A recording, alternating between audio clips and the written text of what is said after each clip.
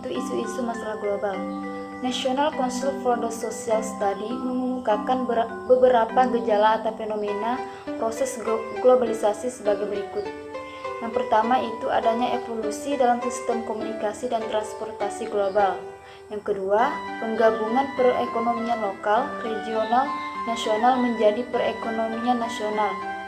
Yang ketiga, munculnya sistem internasional yang mengikis batas-batas tradisi politik internasional dan politik nasional. Dan yang keempat, meningkatnya dampak aktivitas manusia terhadap ekosistem di bumi.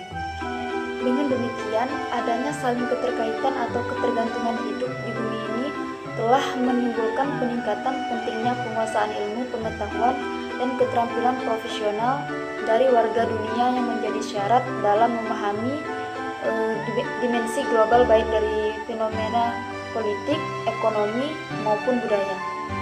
Ciri isu-isu masalah global. Yang pertama, ruang lingkup bersifat tradisional. Asal-usul dan akibat dari permasalahannya melintasi lebih dari satu negara. Yang kedua, masalah dan isu-isu itu mempunyai sifat terus-menerus, berkembang menjadi masalah dan isu berkelanjutan.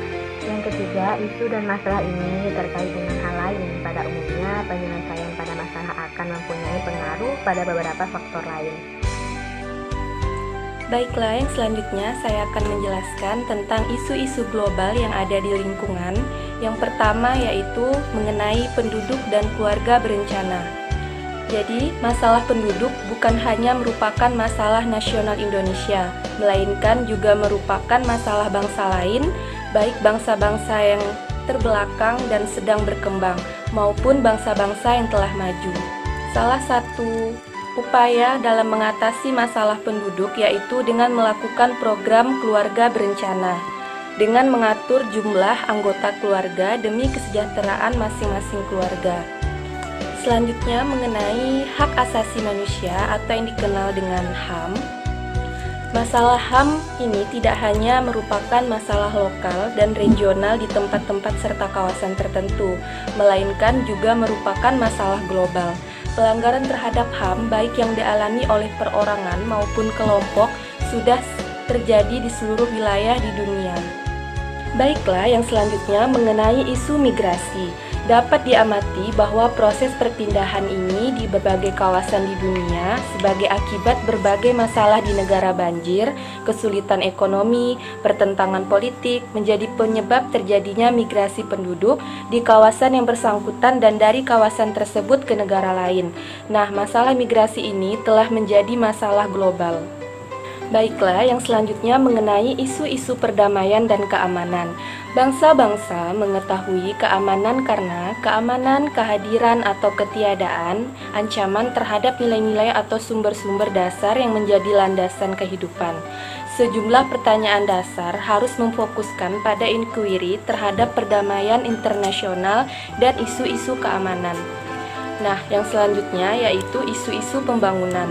Isu-isu pembangunan akan mengajak para siswa dalam perjuangan rakyat dan bangsa untuk memperoleh kebutuhan dasar, mencapai pertumbuhan ekonomi nasional, dan memperluas kebebasan politik, ekonomi, dan sosial mereka.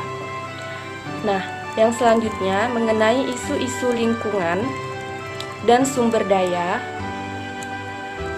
Pada masalah lingkungan seperti pencemaran udara, tanah, air, suara atau kebisingan, sinar yang menyilaukan, banjir, kekeringan, tanah longsor, hama, dan sebangsanya yang mengganggu bahkan mengancam kehidupan manusia.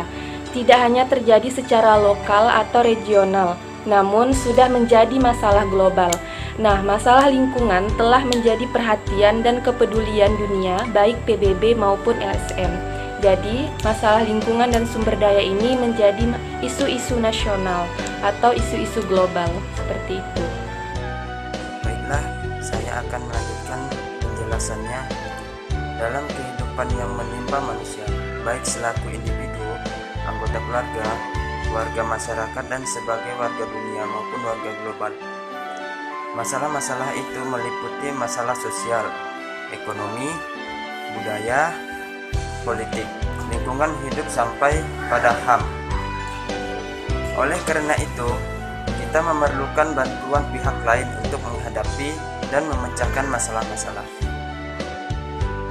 Baiklah, selanjutnya, dalam negara-negara maju, tekanan perbedaan tersebut terutama terletak pada tingkat kemampuannya dalam menguasai serta memanfaatkan IPTEK dalam mengelola sumber daya alam bagi kepentingan kemakmuran penduduknya. Dan Indonesia termasuk dalam kategori negara berkembang.